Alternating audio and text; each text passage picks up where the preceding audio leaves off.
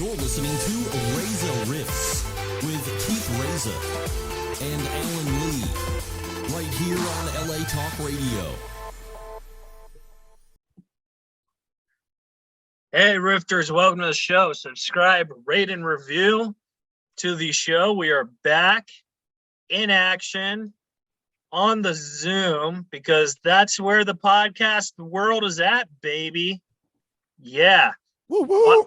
Why pay for a studio when you could pay $15 a month on the Zoom, get shitty internet connection, and fucking do it? Am I right?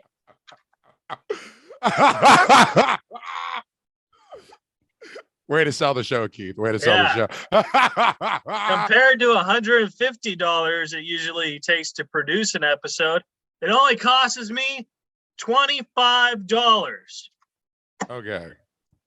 That's saving money, folks. That's good. Oh, Mike Binder's here. Ooh, excellent. Ooh, wait, hold on. Opening remarks. What about me? What about me? Oh yeah. This is the this is the Batman to my Nightwing, Victor Pacheco. Thanks for having me, Keith the Rooney. Keith, All my friend, Keith Reza. And our guest today, you've seen him on HBO's Maya the Married Man. He's a director. He directed my favorite movie, Blank Man, and Reign Over Me, which is actually one of my favorite movies. And he also directed the new Bob Saget documentary on Netflix and the Comedy Store series on Showtime. Please give it up for Mike Binder. We got Mike coming in via Zoom, Victor. Yeah, awesome. It's exciting times we live in. It's pretty cool. We get to be in the comfort of our own homes and be able to express such brilliance every time. It's really great. Always fun. Oh, hey, Mike. He's in his car. For those of you that can't see, Mike is smoking a fat stogie in his car like a boss gentleman. I am a boss gentleman. Thank you. Hey, Mike, how are you, buddy? A Padron and Nicaraguan.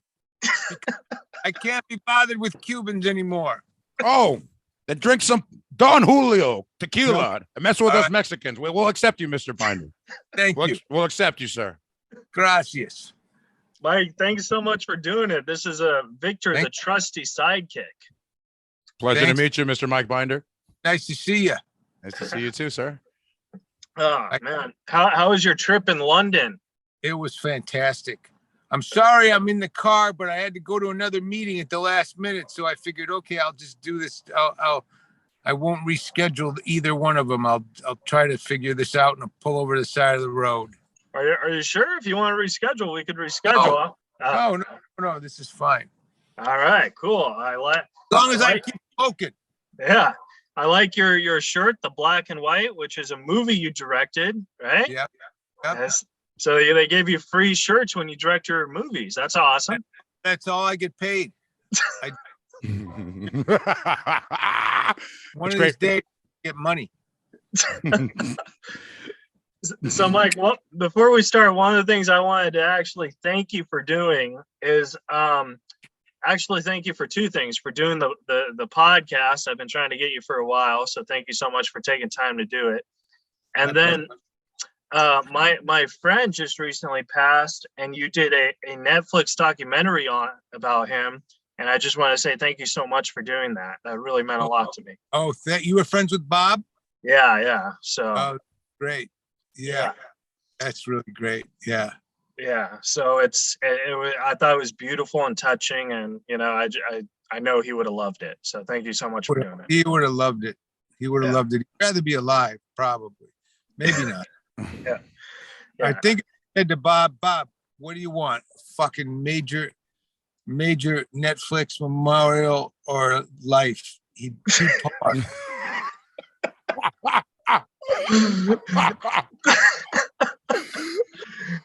Yeah, Saget, the great thing about Saget was because Norm Macdonald was one of my best friends, and I opened up for him for 9 years. Wow. Yeah, and when he died, Saget called me and texted me at least once a week until Saget passed, just to see how I was doing and stuff. So I thought that. Well, I love to hear that. Yeah. He was of my best friends since we were 19 years old, since I was 19 years old. Yeah. Oh, wow. You know, Bob, I know Bob. I knew Bob. He was really like a brother. Yeah. Yeah. I called him my comedy uncle. Yeah, that's great. Yeah. But the thing is, like, I talked to everyone else about Saget. Everyone else says they were like best friends with him too. So I was like, yeah, maybe I'm not that special. That's what we. He goes. Paul Rodriguez said everybody thought it was their best friend. And that's the sign of a liar.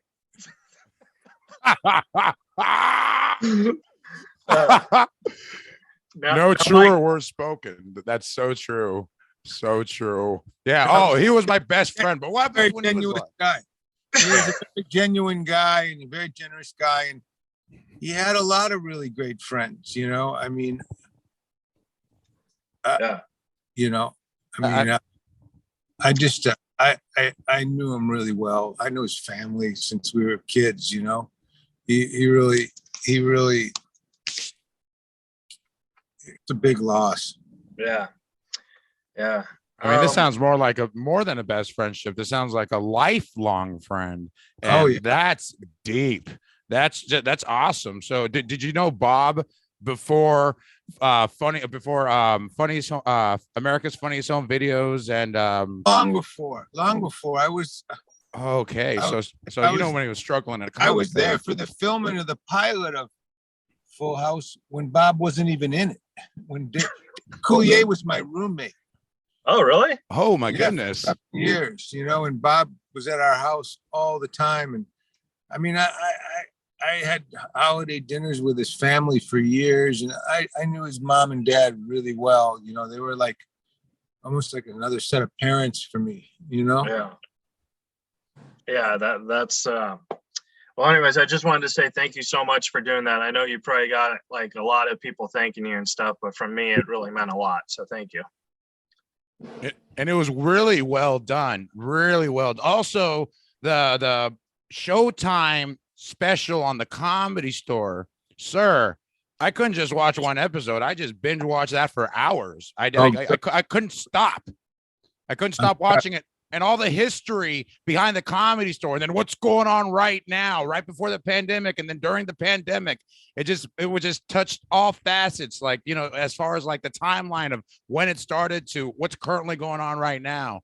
And so I thought that was amazing. I learned so much from that documentary. It's inspiring. Super inspiring. Yeah. Hold on a second here. Oh, no worries. I don't know what's going on here, but I got two guys got in front of me and back of me, so I think they want me to move. Hold on. Okay. All right. We could stall. We're good stallers. Keith, we'd be better stallers if we didn't use the word stalling and just kept talking. So for those of you that can't see, Mr. Mike Binder is moving his vehicle right now. Yeah, no, they needed my spot, I think. You're a sweetheart. You're a sweetheart. I would have been like, I would have put it on mute and been like, get the hell out of here. Hey, I'm on a fucking podcast. I'm on Razor Wrist right now, you cocksucker. That would have been me personally. Excuse the swearing. This is me in the moment. Sorry. I get road rage. I lose my voice a little bit You guys sometimes. can probably yourselves out. Please don't. Hey, Mike, I wanted to ask you, since you're just now getting back into comedy, like you're actually taking it hardcore like you did when you started, what are the changes you've seen, like noticing from like comedy back in the day to comedy now? It's a good question. I mean, more of the things that I notice are about me, you know, how I look at it and how I do it. But I really feel from doing the Comedy Store thing, which you mentioned, and the new documentary I'm working on, and really learning the landscape of modern stand-up comedy, I feel authenticity is so much more important than it ever was, you know, whereas when I was doing it, there were a lot of people that, even if they weren't doing a character, they kind of put on a character, that was their hook, and and they talked about that. What's your hook, and what's your hook line, and and whereas to me, the people that are great and the people that are really good and people that are beloved are just so themselves and so just authentic to who they are, that it's not important. Honestly, for me, a great comic doesn't worry about if anyone stealing their lines, because A, they won't do it as good as them, and B, their material isn't as important as who they are on that stage. Yeah. Do you think that internet has also, like, in a way, kind of ruined comedy? No, I think it's excelled comedy. I think it's been the best thing that ever happened. My new series is called The New World of Funny: How Podcasting Saves Stand-Up Comedy. I think stand-up comedy Nice. would have died. I agree. I think podcasting really helped give it another niche. Yes. Yeah. And then I wanted to ask you, when you did the Freddie Prinze movie, was Alan Bursky upset with you that you played him? Yeah, he was. Do you know Alan Bursky? I do. I have an Alan Bursky story. I got a bunch of them, but yeah, no, he was like, what? Why can't I play the part? And they told him he wasn't right for it. He wasn't right to play himself? No. But you were.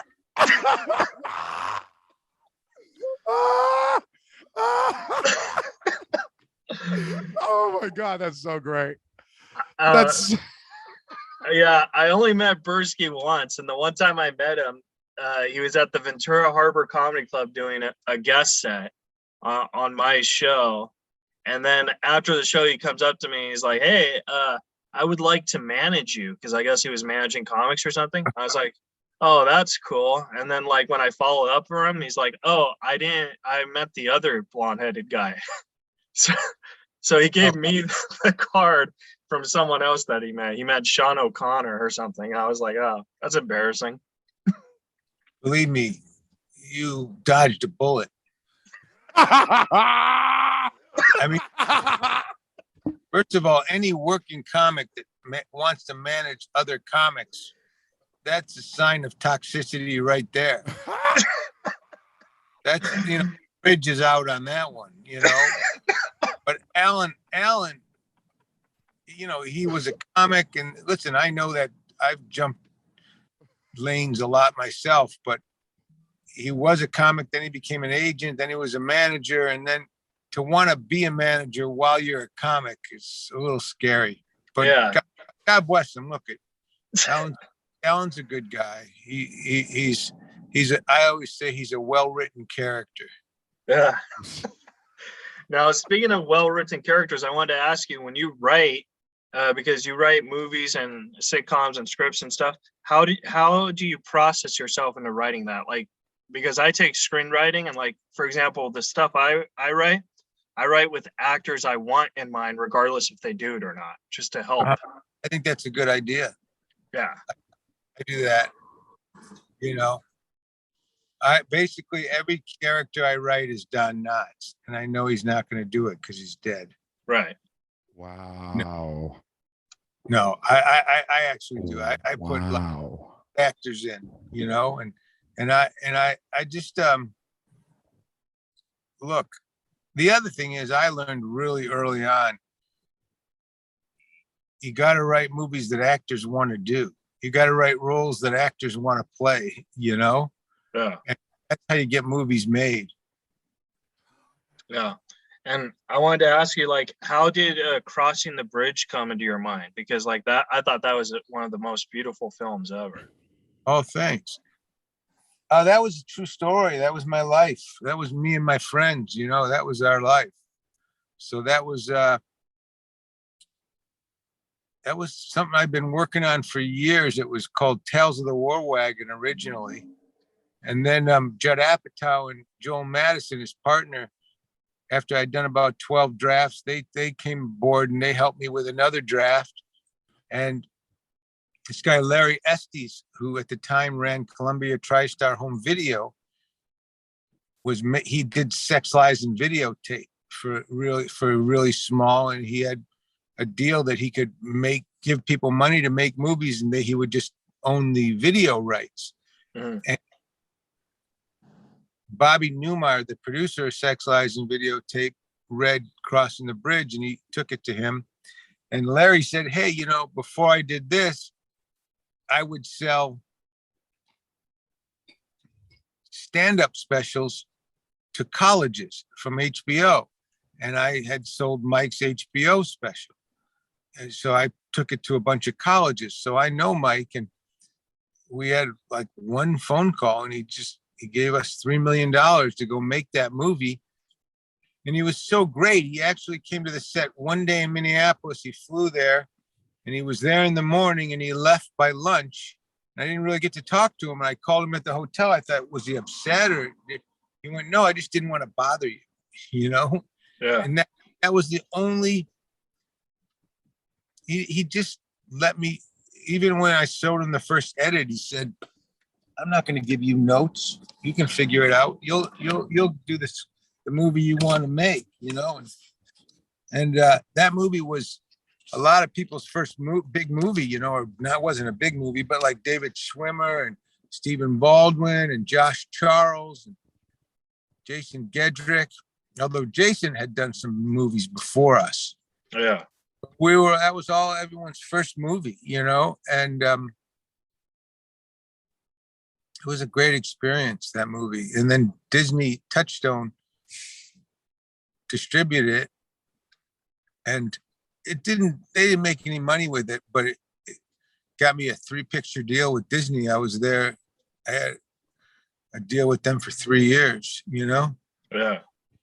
Now, I wanted to ask you, because like you said, you got $3 million to make it. Back then, $3 million was a lot of money. Where like compared now, $3 million is like chump change. You know what I mean? Well, on one level, I would say that, but on another level, I would say that,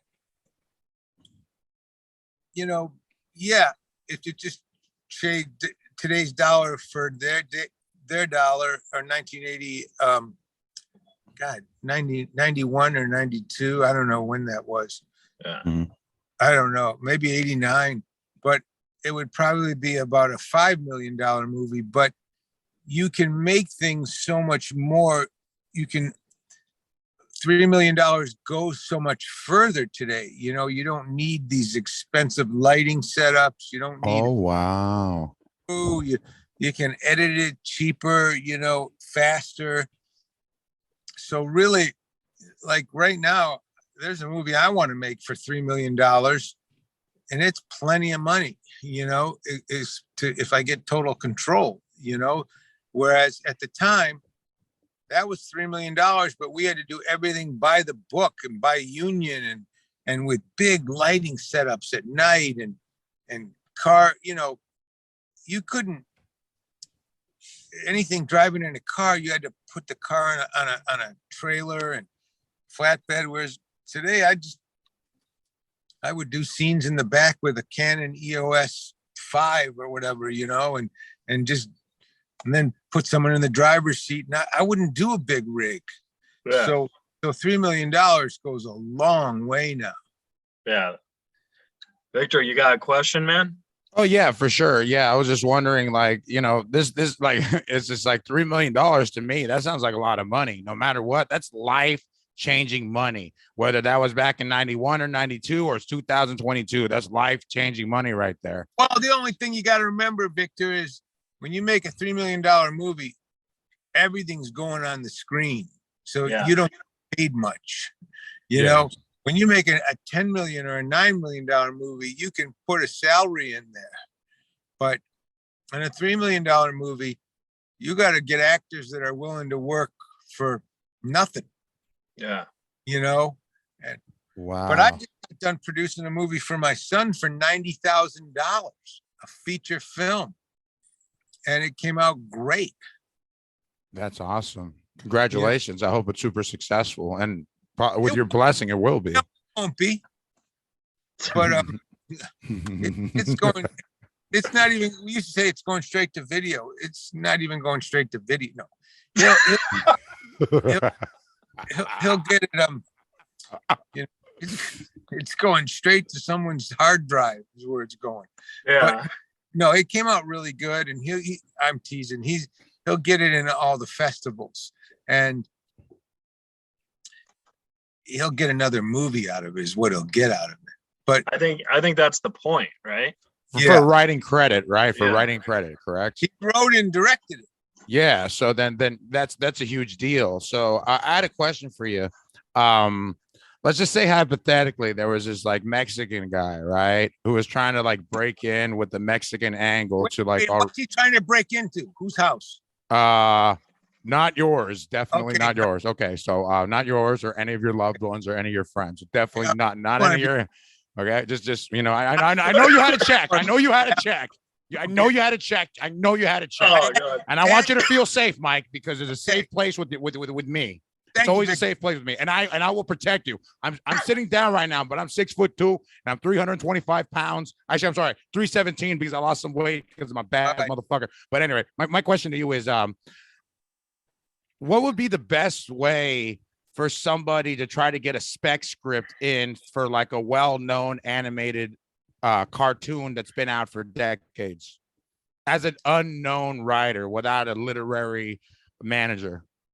I'm the wrong guy to ask right now because first of all, I don't know anything about animated movies. I've never been involved with any of them, and I also have just I have such a bad relationship with the establishment show business in my head right now. I don't believe in it.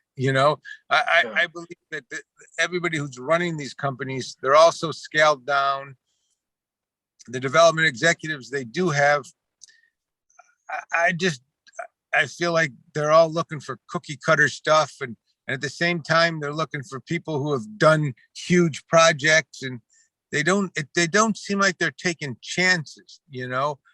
I feel like the way into show business today is making small little things that blow people's mind. And then they go, okay, now we'll hire you, Yeah. but God bless you. I mean, God bless you. That is the best advice I've heard. I'd made 12 movies and I wouldn't send a spec script into any studio right now anyway, because it's not even sitting in a pile on a desk now. It's just unopened in an email, they really, but look, the other side of it is I don't want to be negative about this answer either, because you just never know. You never know. I just heard a great story. I was in London smoking a cigar at a cigar lounge, and I met this incredible guy, Mohammed, who was he was like a 70-year-old retired lawyer, but he was telling me that he was in the film finance business, and he was telling me the story about being at a film festival, and this guy came up and just, hey, I need some money for this film I'm working on. This young guy, it was Kevin Costner trying to get money for Dances with Wolves. And he said, I told him, I'm not that guy, but go over to that guy over there sitting at the breakfast table. And he runs this company. And he just got up and he walked over there and he was standing there talking to him for 10 minutes. And then he was sitting down with him. And the guy ended up giving him a bunch of the money for Dances with Wolves. So, Kevin, Whoa.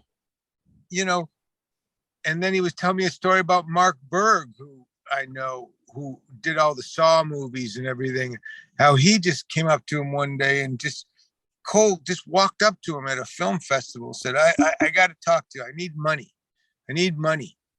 And, so I do think kind of in line with what I was saying about on stage, you got to be really authentic. Off stage, you got to really know what you want, and you got to be willing to be rejected. You got to be willing. Nobody ever died of no. Right. what happened to him? He got too many no's and he just passed on. It doesn't happen. You know, you've got to just be okay with getting no and not being embarrassed, you know? And that's so I don't want to be negative in this answer to you, because the fact of the matter is, you know, you got a big presence. I can even see that sitting down, you know, and believe in yourself. If you believe in your project and I do. you go to some symposium or some talk, and, you know, they give you these producers quorums and on this person's the head of animation for, you just got to walk up and get in their face and not be afraid to have them go, oh, go away, or yeah, thanks, or pull an Alan Bursky with, oh no, I was saying yes to the other thing. You know, not doing the Alan route, but no, the rest is gold. Look, the rest is gold.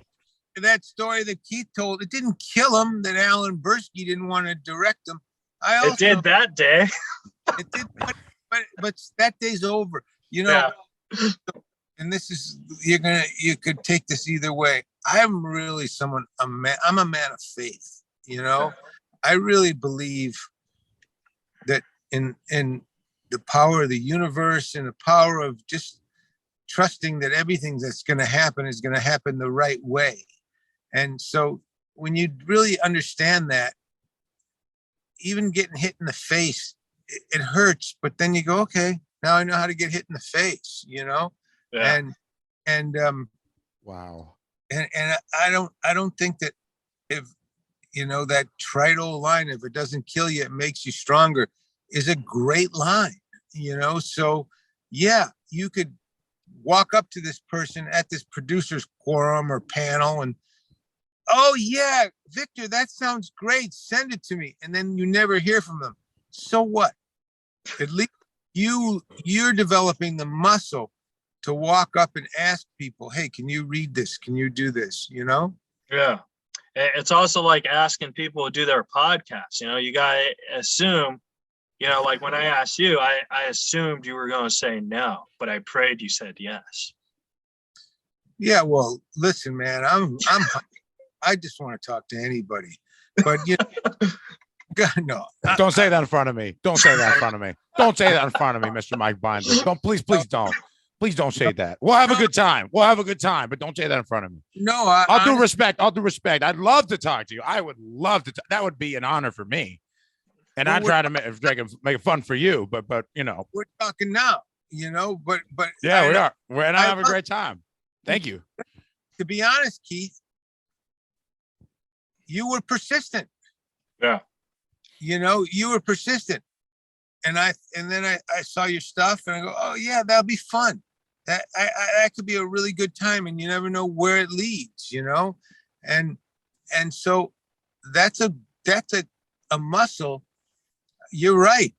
You're absolutely right. I can only imagine having a podcast. You've got to develop that muscle where you walk up to people or get a hold of people and you ask them, hey, will you be a guest on my podcast? And if they say no, they say no. Yeah. Yeah. I mean, this is probably like not good to say, but I was always trained with the mentality that whenever someone says no, it just means not right now. That's right. That's right.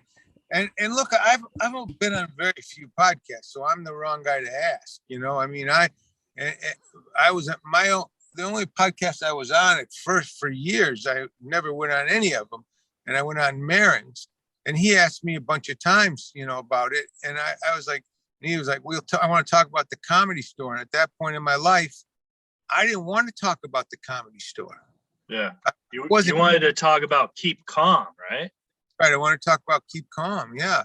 And yeah. And I said that to him, can we not do too much stuff on the Comedy Store? Because he had asked me about the Comedy Store a few times. And now I needed to sell the book. And we ended up talking about the Comedy Store most of the time, you know, and Mark, I credit Mark. Mark changed my life because he kind of sowed tilled the soil that when Peter Shore called me and asked me about doing the Comedy Store documentary, I was like, yeah, okay, I'll do it.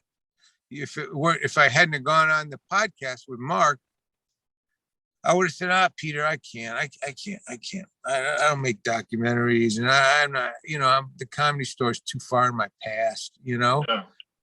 So everything leads to something else, and who knows what's going to happen as a result of me doing this with you guys today. You never know. It's gonna trend. All due respect, but I didn't want to, because I've been reluctant, because I laugh and I notice that my square lights up like it's coming to me, and I'm like, oh shit, I'm interrupting the story. But that Showtime documentary really was excellent. It was excellent. Every single part. And when it ended, I was like, fuck, what's the next episode? I need to know what the next am I part of the next episode? Like, because but and it took 2 years, and you killed it. You guys killed it. That was a great documentary. I laughed, I cried, I felt very emotional. That's what makes a great documentary. And it was a series. It wasn't just 1 hour. Dude, like I had a great time watching I binged it. I binged my favorite show. You know what? I only got to binge that 3 times. I wish I would have binged it 10 times. It would have made me a better comic. Well, we had a really good group of producers, Mike Tolan and Peter Shore and Jonathan Vogler, and it was really you guys had balls, though. You guys had balls. You guys were talking about controversial shit that hit the store. That maybe don't bring that up in the documentary. You guys hit that on. You guys wrangled that like a bull that needed to be just like euthanized or stabilized, or just, so it wouldn't hurt people. And so back to your question about, how do you get my thing to some, again, when you believe in something, what people don't really think about when they've seen that documentary, I had to really ask a bunch of times. Jim Carrey kept saying no, and he's a friend of mine. Michael didn't want to do it.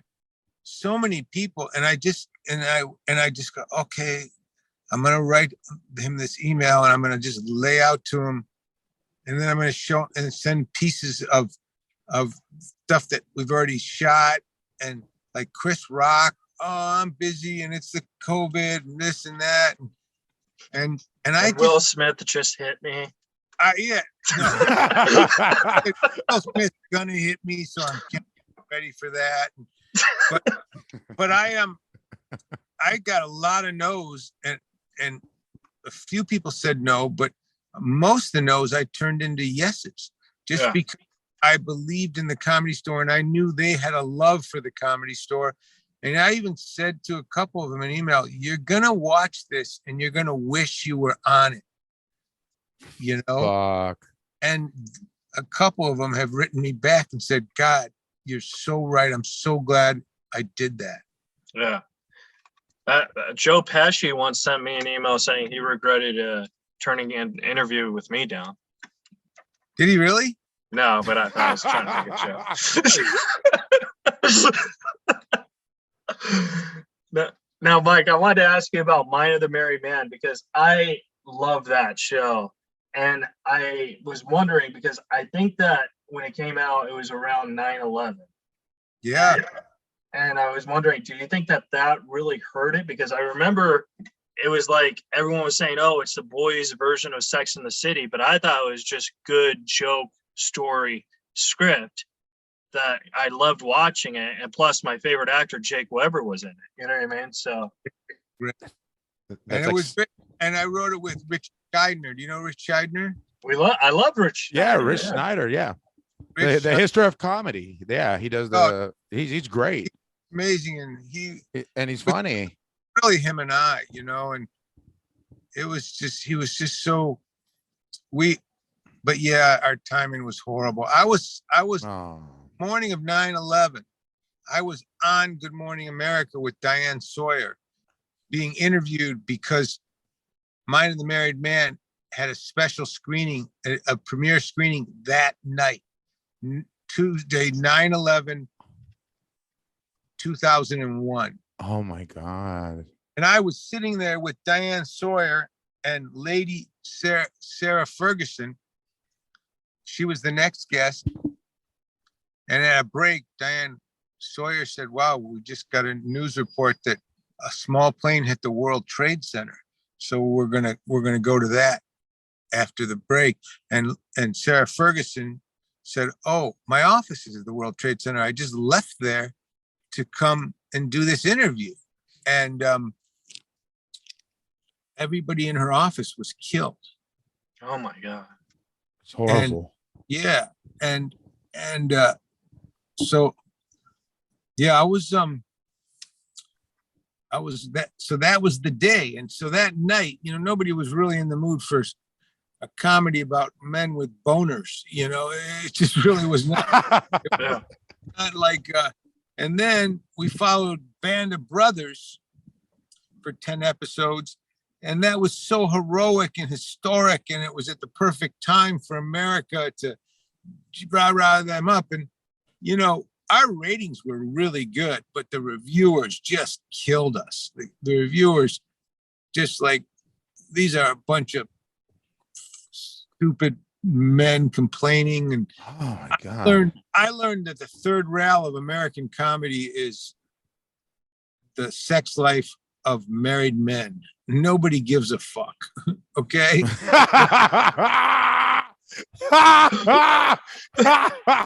Mike, will you be my friend in real life? I really love you. Like, seriously, I'm not fucking around. Okay. Like, seriously, I'm sorry if I'm dropping kayfabe. If this was wrestling, I'm sorry if I'm dropping the formality of the show. Don't worry about it. I know, seriously. I fucking love you, man. No one gives a fuck about the married man. God bless your heart, dude. And I don't mean that condescending from I'm in the South. I mean that from California. I believe in God. God bless you. I have to tell you. Sorry. A couple of years later, Chris Rock had this movie coming out called I Think I Love My Wife. And we were talking about it. I went to a screening of it and we were talking about it. I said, you got to change the fucking title. Yeah. Third rail of American comedy. Nobody's going to a movie. Nobody's telling his wife, yeah, my buddies and I just went to a movie. I think I love my wife. And no wife saying, will you take me to that on and no a show about a bunch of men that think they love their wife. Oh my God. It's either or don't know. You know what I mean? And of course he didn't listen to me. Oh my God. Now, Mike, I wanted to ask you about Reign Over Me because I have two Adam Sandler movies that I just love. Like I can watch nonstop. It's Big Daddy and Reign Over Me. And I thought that those were the greatest. And I was just wondering, how did you get like Sandler to be so dramatic and so on top? Because it wasn't a typical Sandler thing. You know what I mean? Well, he was up for it. He had done Punch Drunk Love and Spanglish at the time. And he was pretty confident that he could do it. Originally I wrote that for Tom Cruise and Javier Bardem. And Tom dropped out. He didn't want to do it. He was like, at first, and then he was like, I'm not. And Bardem was at my office. We were trying to think about who to go to replace him. And Bardem walks over to these DVDs. At the time, I had a shelf full of DVDs, and he saw Punch Drunk Love. He went, who is this? Who is this guy? He's a fantastic actor, and I went, he's a comedian. He's a friend of mine. I know him. No, he's not a comedian. No. Who is he? And I said, you really don't know who Adam Sandler is? And he didn't. And he gave me the idea. So I said, all right, well, I'll call him. I'll get him to read the script. And it took like months. And then one day I was just walking down the street in New York and my phone rang. It was him. He goes, dude, I just read the script. It's great. Let's do it. I want to do it. And he never had a, do you think I could do this? Or do you think, he just knew in his heart he could nail it. Yeah. And he was amazing. Okay, so my guy says this, and when my guy does this, and should my guy do this? Yeah, that's a good idea. I mean, he was so great. And it's really one of my favorite movies of mine, I really love it. And I know people, it's grown over the years. And I know when it's on Netflix, it does huge. That's amazing. It's really been very popular. It's weird because like when I was on the road with Norm and stuff, we would write jokes and we'd write scripts that we both knew when it really hit. And like if it would do something, he'd be like, I gotta send this to Sandler, man. He can make it happen. Yeah. I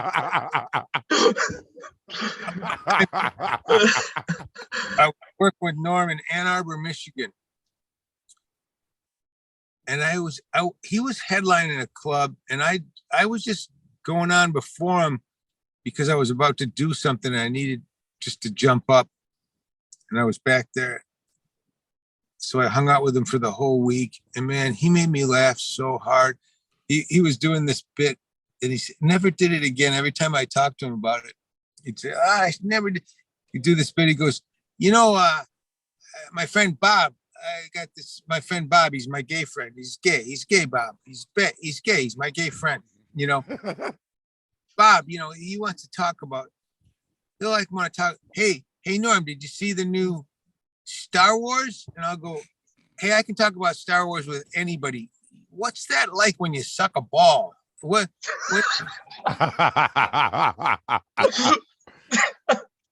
Put both balls in your mouth. What do you do? With anybody, Bob. You're. Let's go with what you do. It was such a funny bit. Yeah. And then the other funny thing about Norm was he saw Paper Tiger, the Bill Burr special that I directed. Uh-huh.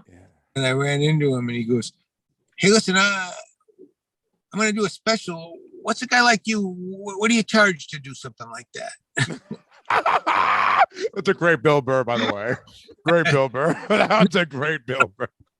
No, but he, which is sad if it comes off as Bill Burr. But Norm was like, Mike, what do you charge for something like that? What's I go, Norm, I don't know. Just if you won't really want me to do it, call me. But he kept asking, what? No, give me a ballpark figure of a fee a guy like you would charge me. I gotta go to Vegas and get that money. It was like, with the funniest thing. I go, hey Norm, I don't do it by the pound, okay? Really want me to? I'd love to do your special. You're a fucking genius, Yeah. But it ended up, I didn't know he was sick, Yeah. I didn't know he was sick either. Keith was opening for him. I was proud. I was happy for Keith. I'm like, you're opening for a comedy icon.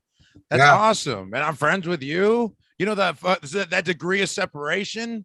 Keith fucks it up for me. I know everybody because of Keith. Hey Keith, where did you play? What kind of places did you play with Norm? We did the Tempe Improv, Irvine Improv, Brea, Ontario. We did this theater called Sergensen, or it was called The Grove. It was in Anaheim. I don't remember which one. So I did all California, Arizona dates with him, and I did Texas twice, and I did New York with him once. And would he sell out? He sold out later. When I first started, no, but he started doing the podcast. That's when he started selling out like crazy. Interesting. Yeah. So like the first 2 years, the clubs would say, hey, we got to do promo tickets. And then after that, then sold out like that. You know what I mean? Oh my God. Well, Bob too, Bob started it with his podcast and, he, all of a sudden he right at, the night he died, he played a theater. He was so playing a theater, Norm is actually the one who introduced me to Bob. Wow. Yeah. So like we were in San Diego, we were watching the roast of Bob Saget. And one thing about Norm is Norm hated roasts. He didn't like it, but he was in that roast. And I have Asperger's syndrome. So like we were watching it and he was like, "Hey Keith, hey, I want you to watch this roast that happened 20 years ago and rewrite these jokes for like, and we'll tell Bob." So Gilbert Godfrey had a joke about how like Saget, raped and killed someone in 1999 or whatever. So one of the jokes I wrote is said, "Bob, you probably shouldn't tell Gilbert any secrets." Right. That's fun. Sorry about Gilbert. And when we did the memorial, a couple guys sent in videos like Michael Keaton and Lovitz and a few other people. And Gilbert sent us one. And it was doing that bit. Bob raped and killed someone years ago. And and you know how Gilbert's style was. He just would the same thing over. And Bob Saget is a raper and a killer. Bob Saget raped and killed a girl in 1992. And if you have any information, please let your local authorities know. Right. That was the bit, because I have them. It's in my brain. It's like one of those stupid things that you remember when you're depressed as fuck and you're just like. Here's what happened. We didn't use it. Yeah. We didn't because the daughters. I didn't think it was the right thing for the daughters and the wife. You're right. Bob hated that bit. Oh, I'm sorry to hear that. But to be honest with you, it was hilarious. But I'm sorry that I didn't know that it was that person. That's what's fucked up about comedy. Because like I enjoyed that bit and now I don't enjoy that bit as much anymore because now I know the truth. And you know what? You didn't fuck it up for me. I'm not here to kill your dreams, Victor. I'm just fucking doing my job talking. Oh no, no. I'm just saying that no. I love Bob. Bob was like my uncle I never met. I loved him. He was great. He didn't like it, and his daughters didn't want it. And Jeff, who was buddies with both of them, Jeff really wanted us to do it because Jeff just loved Gilbert so much, and he was like, "I know it'll kill with the audience." And Stamos and I were like, "It might, but it won't kill with his family, and it won't. It's the wrong energy for the memorial." And so we didn't do it. And then I thought, okay, well, I'll get Gilbert to redo it. But he was too sick. Yeah. Another thing about Bob is like what I know, because like Saget actually told me this. He loved John Lovitz, but he didn't like Lovitz's jokes about him. Like you're right. You're absolutely right. And the same token, Lovitz and then Memorial did those songs. Bob Saget's gay, Bob Saget, and I kept that. But Stamos was saying the same thing. Bob doesn't like those jokes. But bad luck. And now, Mike, I wanted to ask you one last question because I want to respect your time. You wrote Keep Calm as a book. Is there any chances you're going to make that into a film? And if so, are you writing the script? And if so, how is it different from writing a book to a script that you've already written? Well, it's funny. So I sold it to New Line. They bought the rights to make it a movie. And I wrote it as a movie. And we didn't get it going. And then I wrote as a series, a limited series. I wrote 8 episodes. And Kate Winslet read it and loved it. And she and I were producing it. And Netflix was going to do it. And then they had another thing called The Bodyguard that was too much like it. And it got put on the back shelf. And a lot of it was really current political stuff about the Brexit and everything. And I just, Kate went on to do another thing for HBO and I just kind of let it go. I really haven't even thought about it. You know, I kind of got worn down by a few TV projects I was working on, and that was one of them. So I don't think anything will ever happen with it. I was supposed to do another book for the publisher, and I just got into other things, you know? Yeah. Geez, yeah, you have a lot of projects going on, and that's awesome. And you Yeah. know what? And you're not conforming to main Hollywood. You're making your own moves, and that's what makes you successful. Because your Showtime documentary was really something. Sorry, it's HBO, but it's fresh in my mind because I was like, if I could only ask him one more question about anything, and I was like, I remember HBO being one of my notes, and so sorry, I said HBO says Showtime, but you just got to really learn to change it up. You know, if you can't get it through the front door, you try to get in the side door. And if you can't get in the side door, you try to figure a way you get on the roof and go in that way, you know, and sometimes, you know, movies work and then they don't, and TV shows work and then they don't.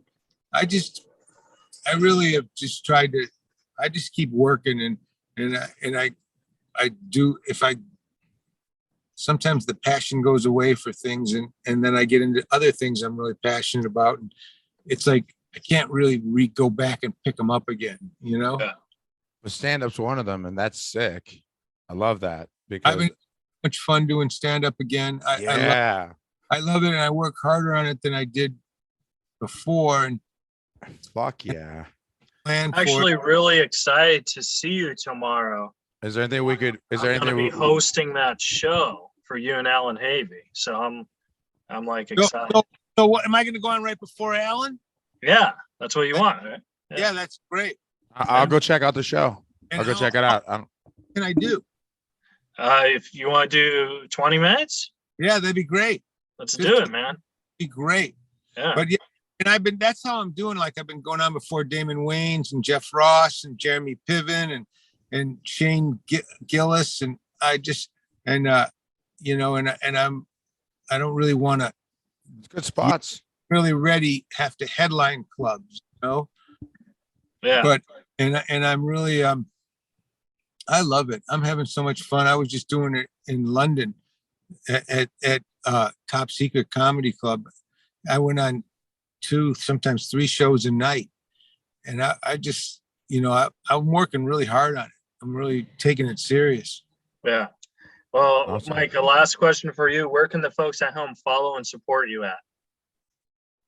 On my site, standupworld.com. Sign up for the newsletter. It's a weekly newsletter. And it's standupworld.com. Standupworld.com is really something I'm really excited about. And that's the main focus of my life right now.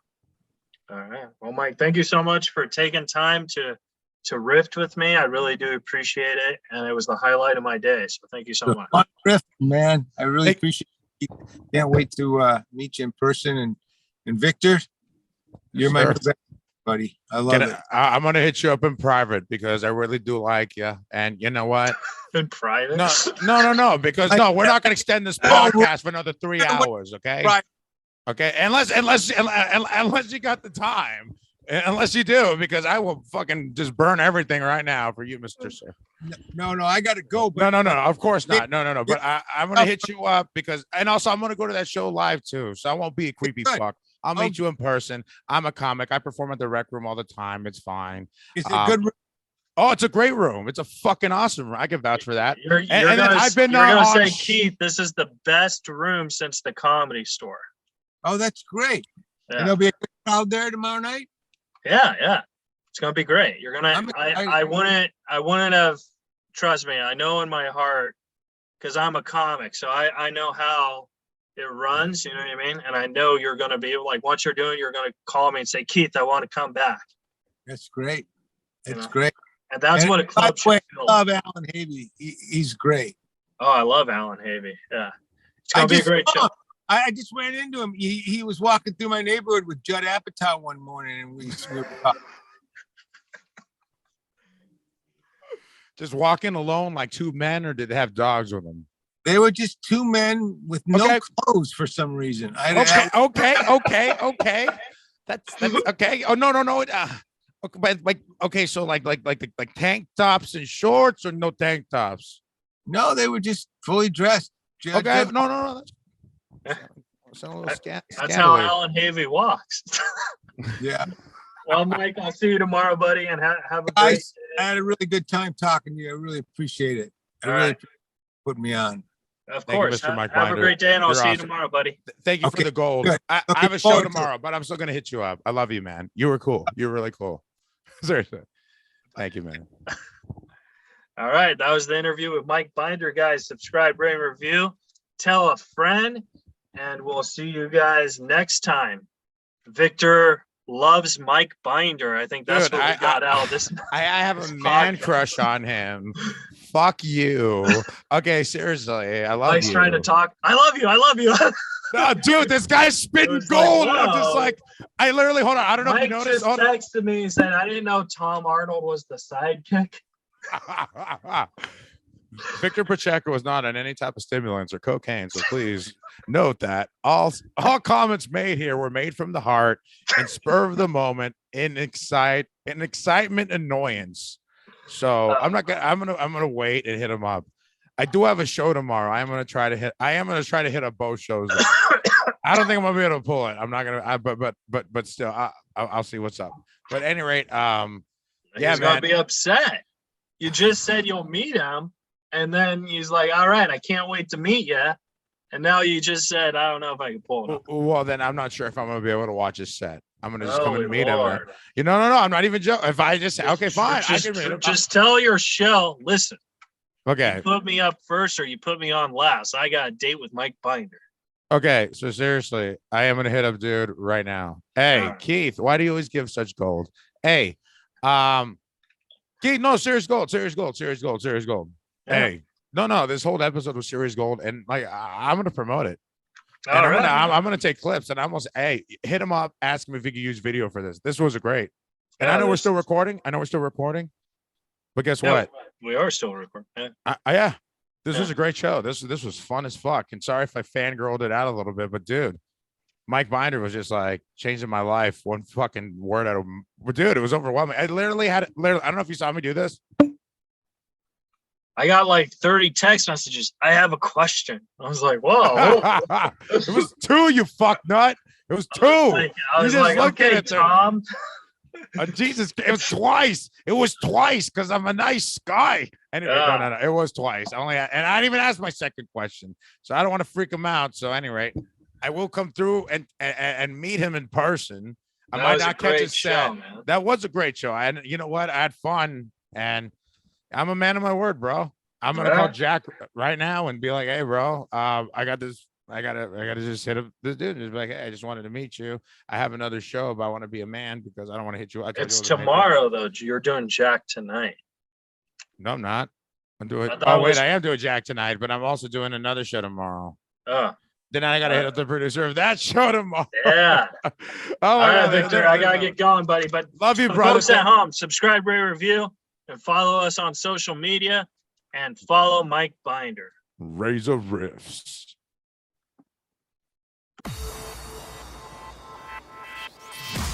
You're listening to Reza Riffs with Keith Reza and Alan Lee, right here on LA Talk Radio.